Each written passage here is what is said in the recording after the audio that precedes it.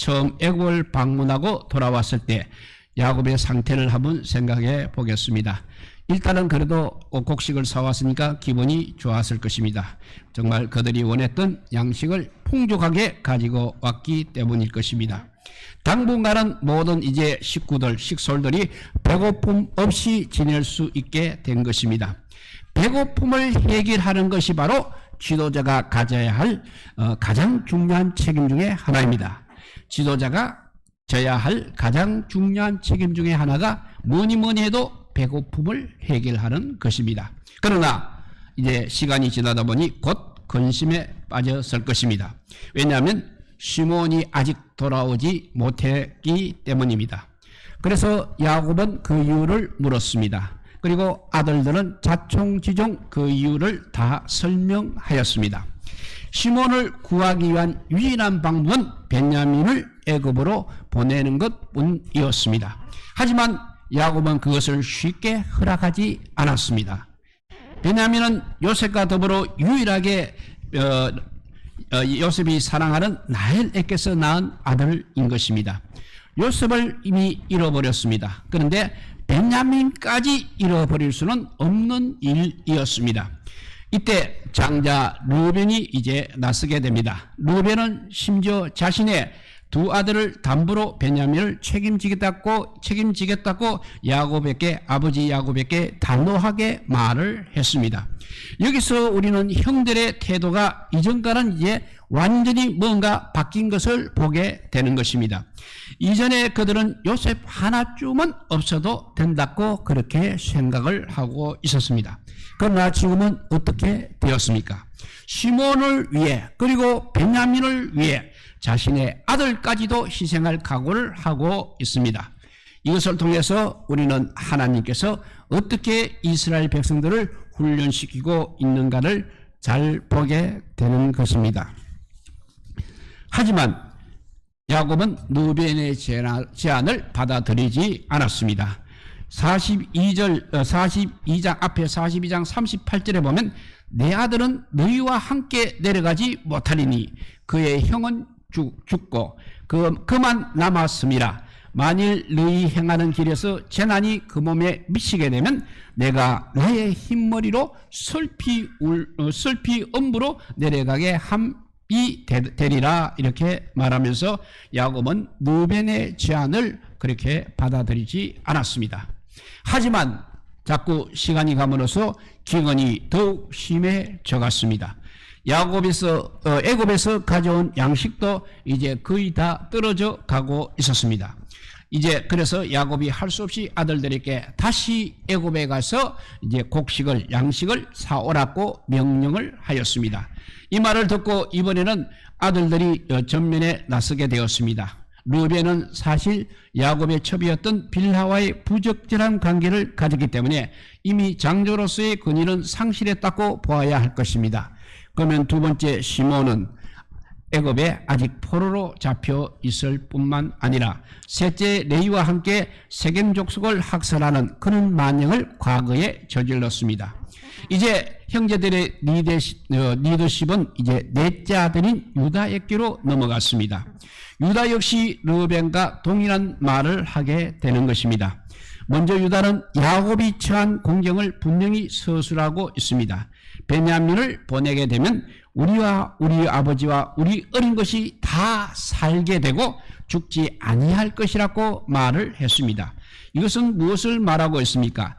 이제 지금 현재 상황이 야곱의 가족 3대의 운명이 그야말로 베냐민 한 사람에게 달려 있다는 것을 의미하는 것입니다.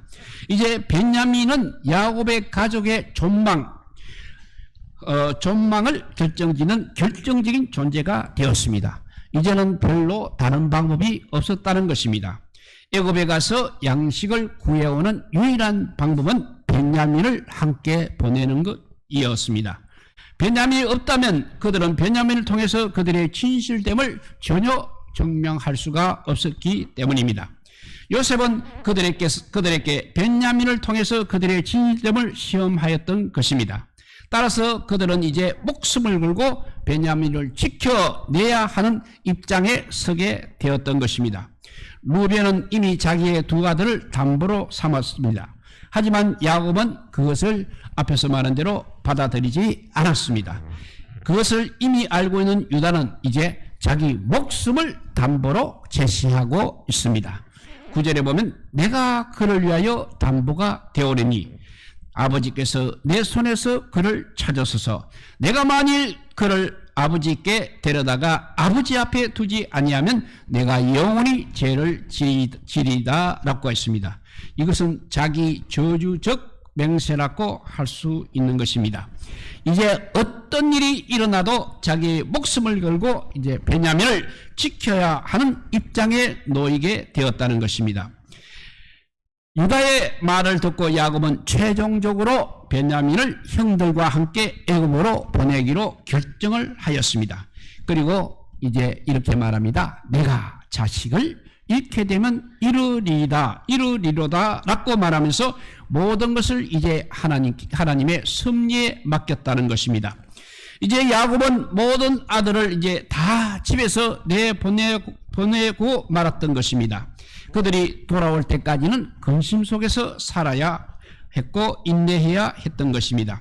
야곱이 특별히 그들이 처음 여행에서 돌아왔을 때 돈 뭉치가 그들의 각자의 자료에 있었던 것을 기억하고 있었습니다. 요셉이 챙겨준 것이었지만 그들은 그 돈의 출처를 전혀 알고 있지 못했던 것입니다. 야곱은 그 돈들이 올무가 될 수도 있다고 생각을 하면서 가지고 온 돈의 2배를 챙겨서 베냐민과 함께 보냈습니다. 당연히 그들이 요셉을 다시 보았을 때는 이전보다 훨씬 더 극진히 예우를 하였을 것입니다. 특별히 43장에 보면 요셉의 형제들이 이제 요셉에게 절을 하고 있는 것을 강조하고 있습니다. 이것은 어렸을 때 요셉의 그 꿈이 실현되었다는 것을 보여주고 있는 것입니다. 그들이 요셉의 집에서 맞이하는 장면을 한번 보십시오. 먼저 그들은 예물을 드리고 땅에 엎드려 요셉에게 절을 하였습니다. 요셉이 그들에게 안부를 물으면서 그들의 아버지가 안녕하시냐 하고 물었을 때 역시 자신들의 아버지가 여전히 평안하시다고 하면서 또 머리를 숙여서 절을 하였습니다. 이들이 얼마나 요셉을 극진히 대하는지를 잘 알 수 있는 장면이라 할 수 있겠습니다. 이제 40장 후반부에 가면 요셉의 이야기가 나오고 있습니다. 전반부와 후반부는 음식을 중심으로 대비를 이루고 있습니다. 가나안에는 지금 음식이 떨어져 가고 있습니다. 그래서 아버지와 아들이 서로 다투는 것을 보게 됩니다. 야곱은 정말 직분자로서 제 역할을 감당하지 못하고 있는 것입니다. 반면에 애굽은 어떻습니까? 요셉이 마련해준 큰 잔치로 인해 먹고 즐기며 사로움을 누리고 있는 것입니다. 이제 이스라엘의 실제적인 지도자는 요셉이라는 것을 뚜렷하게 보여주고 있는 것입니다. 요셉의 형제들이 애굽을 떠났을 때 요셉은 어떤 생각을 가졌겠습니까? 무엇보다도 요셉은 아버지가 그리웠을 것입니다. 특별히 자기 동생 베냐민이 보고 싶었을 것입니다. 그래서 시몬을 인질로 삼고 베냐민을 데리고 오라고 그렇게 하였습니다. 아마도 요셉은 그들이 베냐민을 데리고 올 수밖에 없을 것이라는 것을 미리 판단하고 있었을 것입니다. 앞으로 계속 풍년이 지속될 것이라는 것을 알고 있었기 때문입니다. 형들이 베냐민을 데리고 온 것을 보았을 때 요셉은 대단히 기뻐했음을 알 수 있습니다. 그래서 그는 총직에게 명하여서 형들을 이제 자기 집으로 인도하라고 명령을 하였습니다. 더 나아가서 잔치를 준비하라고 하면서 정오에 그 형들과 함께 식사를 할 것이라고 말했습니다. 영문을 모르는 형들은 요셉의 조치를 이해할 수 없었습니다. 그들은 어떻게 보면 공무로 애굽에 왔습니다. 요셉의 집에 가야 할 이유는 전혀 없었던 것입니다. 그들은 자신들에게 또 무엇인가 나쁜 일이 일어나고 있다고 생각하면서 두려워하고 있었다는 것입니다. 그들은 요셉이 이제 자신들을 노예로 삼고 자신들의 나귀들을 빼앗으려고 한다고 그렇게까지 생각을 하였습니다. 그리고 그 이유를 추론하기 시작해 보았습니다. 그들이 생각해낸 유일한 결론은 무엇이겠습니까? 첫 번째, 방문해서 돌아왔을 때 자신들에게 발견된 출처를 전혀 알지 없는 돈 때문이라고 그렇게 생각을 했습니다. 그래서 요셉의 청지기에게 그 돈에 대해서 자신들을 변명하였습니다. 그 돈은 전혀 자신들이 모르는 돈이라고, 그리고 그 돈을 도로 가져왔을 뿐만 아니라 새로운 양식을 살기 위한 돈도 따로 챙겨왔다고 그렇게 말을 하였습니다.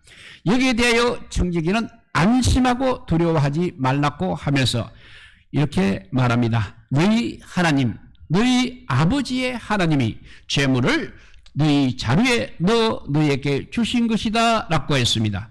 여기서 우리는 청지기에 대해서도 한번 주목하게 되는 것입니다. 그 청지기는 단지 부정대명사로서 하나님을 말하고 있지는 않았습니다.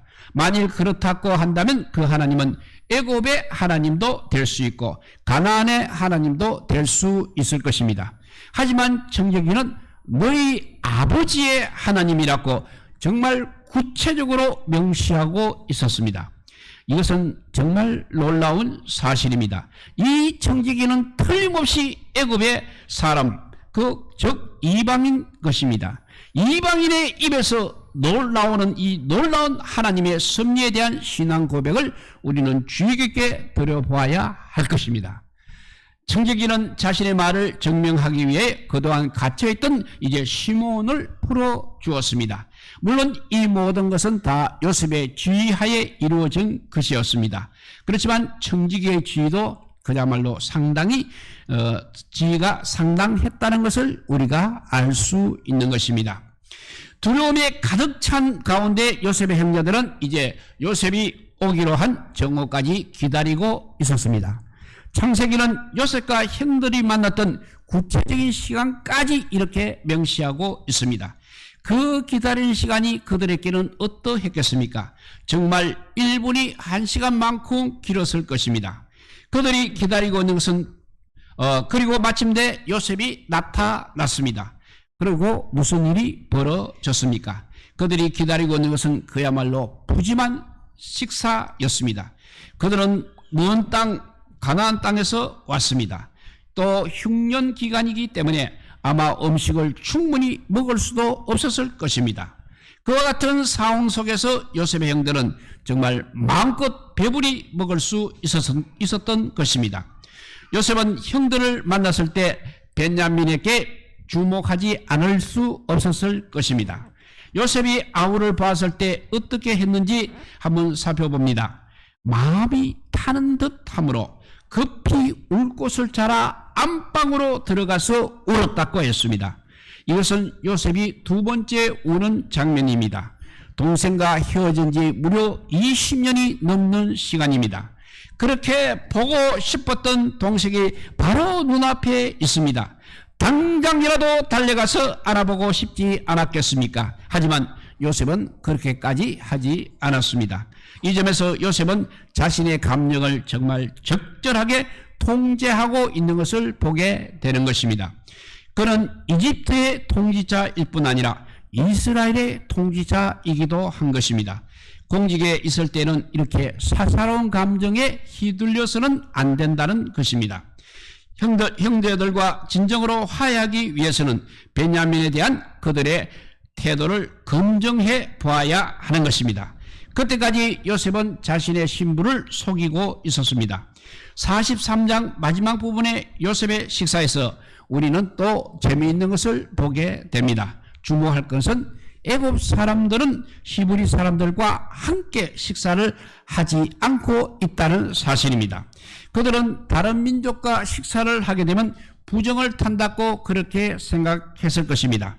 아마도 애굽 사람들은 스스로 가장 거룩한 민족이라고 그렇게 생각을 하고 있었던 것 같습니다. 그런데 애굽의 총리가 히브리 사람들을 불러들여서 큰 잔치를 베풀었으니 얼마나 대단한 일입니까? 잔치를 준비하라는 요셉의 명령에 청지기는 상당히 당황을 하였을 것입니다. 마지막으로 특이한 것은 요셉이 자기의 음식을 형들에게 주었습니다. 그런데 베냐민에게만은 5배나 주었다는 사실입니다.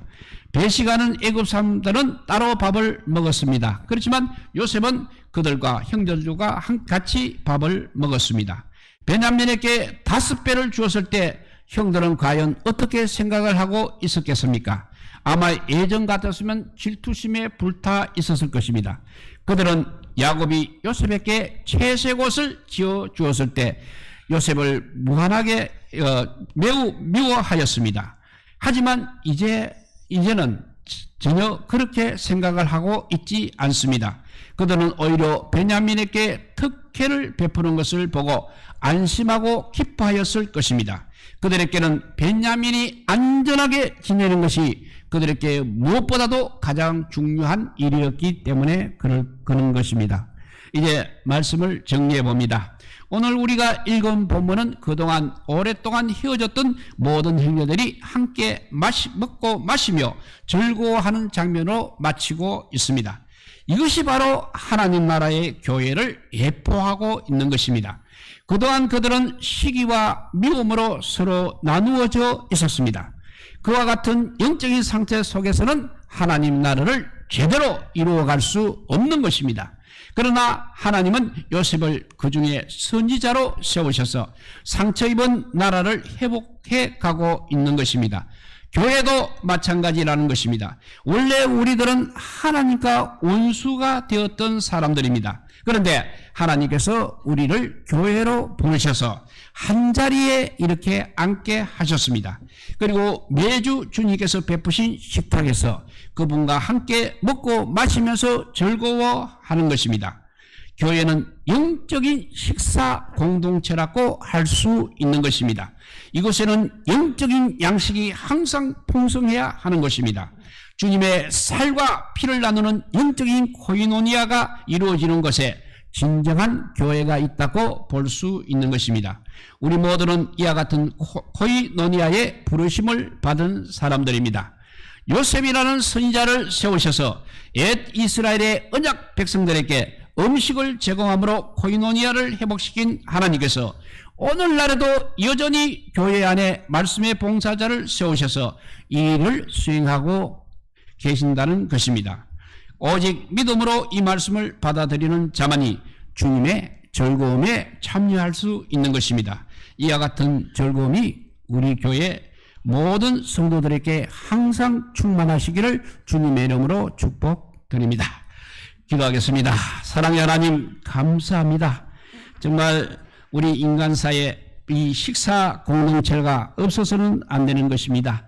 그리고 또 하나님의 영적인 양식의 공동체가 또 반드시 있어야만 주님께서 기뻐하신다는 사실을 오늘 본문을 통해서 깨닫게 하여 주시니 감사합니다.